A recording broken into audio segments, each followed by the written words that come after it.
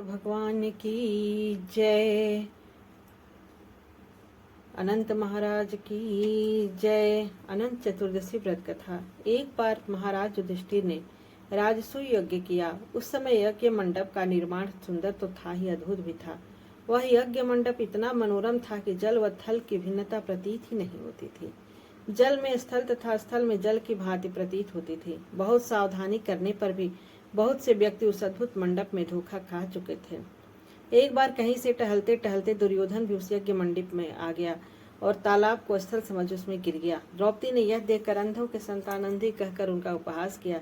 इससे दुर्योधन चिढ़ गया। यह बात उसके हृदय में बाण समान लगी। उसके मन में द्वेष उत्पन्न हो गया और उसने पांडवों से बदला लेने की ठान ली। उसके मस्तिष्क में उस अपमान का बदला लेने के विचार उपजने लगे। उसने बदला लेने के लिए पांडवों को युद्ध क्रीड़ा में हराकर उस अपमान का बदला लेने की सोची। उसने पांडवों को जुए में पराजित कर दिया। पराजित होने पर प्रतिज्ञा अनुसार पांडवों को 12 वर्ष के लिए वनवास भोगना पड़ा। वन में रहते हुए पांडव अनेक कष्ट सहते रहे। एक दिन भगवान कृष्ण जब मिलने आए तब युधिष्ठिर ने उनसे अपना दुख कहा और दुख दूर करने का उपाय पूछा। तब श्री कृष्ण ने कहा, हे युधिष्ठिर, तुम इस विधि पूर्वक अनंत भगवान का व्रत करो। इससे तुम्हारा सारा संकट दूर हो जाएगा और तुम्हारा खोया हुआ राज्य पुनः प्राप्त हो जाएगा। इस संदर्भ में श्री कृष्ण ने उन्हें कथा सुनाई।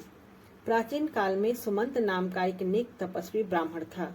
उसकी पत्नी का नाम दीक्षा था। उसकी एक परम सुंदरी धर्मपरायण तथा ज्योतिर्मयी कन्या थी जिसका नाम सुशीला था।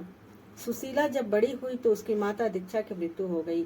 पत्नी के मरने के बाद सुमंत ने कर्कसा नामक स्त्री से दूसरा विवाह कर लिया। सुशीला का विवाह ब्राह्मण सुमंत ने कौंडिन्य ऋषि के साथ कर दिया। विदाई में कुछ देने की बात पर कर्कसा ने दामाद को कुछ ईंटें और पत्थरों के टुकड़े बांध कर दे दिए। कौंडिन्य ऋषि दुखी अपनी पत्नी को लेकर अपने आश्रम की ओर चल दिए, परंतु रास्ते में ही रात हो गई। वे नदी तट पर संध्या करने लगे।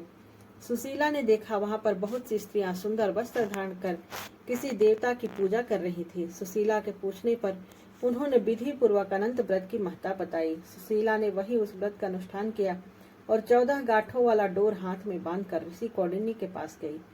कौंडिन्य ने सुशीला से डोरे के बारे में पूछा तो उसने सारी बात बता दी। उन्होंने डोरे को तोड़कर अग्नि में डाल दिया। इससे भगवान अनंत जी का अपमान हुआ। कौंडिन्य ऋषि को लगा कि यह मुझे वश में करने के लिए यह डोरा बांध के आई है, इसलिए वह डोरे को तोड़ अग्नि में डाल दिए। गुस्से में इससे भगवान अनंत जी का अपमान हुआ। परिणामतः ऋषि कौंडिन्य दुखी रहने लगे। उनकी सारी संपत्ति नष्ट हो गई। इस दरिद्रता का उन्होंने अपनी पत्नी से कारण पूछा तो सुशीला ने अनंत भगवान का डोरा जलाने की बात कही। पश्चाताप करते हुए ऋषि कौंडिन्य अनंत डोरे की प्राप्ति के लिए वन में चले गए। वन में कई दिनों तक भटकते भटकते निराश होकर एक दिन भूमि पर गिर पड़े। तब को अनंत भगवान प्रकट होकर बोले, हे कौंडिन्य, तुमने मेरा तिरस्कार किया था, उसी से तुम्हें इतना कष्ट भोगना पड़ा। तुम दुखी हुए, अब तुमने पश्चाताप किया है। मैं तुमसे प्रसन्न हूँ। अब तुम घर जाकर विधि पूर्वक अनंत व्रत करो। 14 वर्ष पर्यंत व्रत करने से तुम्हारा दुख दूर हो जाएगा। तुम धन धान्य से संपन्न हो जाओगे। कौंडिन्य ने वैसा ही किया और उन्हें सारे क्लेशों से मुक्ति मिल गई। श्री कृष्ण जी की आज्ञा से युधिष्ठिर ने भी अनंत भगवान का व्रत किया, जिसके प्रभाव से पांडव महाभारत के युद्ध में विजयी हुए तथा चिरकाल तक राज्य करते रहे। बोलो बोलो अनंत भगवान की जय। श्री कृष्ण भगवान की जय। सत्यनारायण भगवान की जय। गणपति गणेश की जय।